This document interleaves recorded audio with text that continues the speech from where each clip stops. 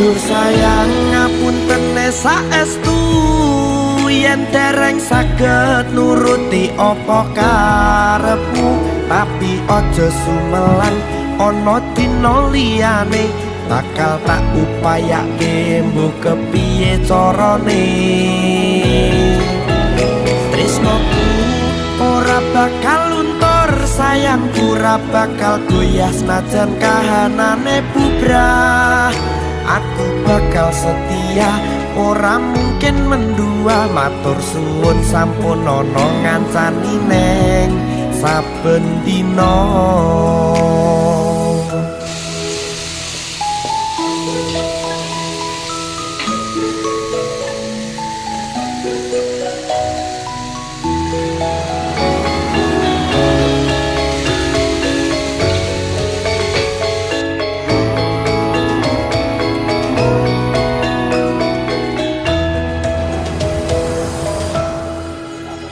Cintaku mbok yo sampun le nesu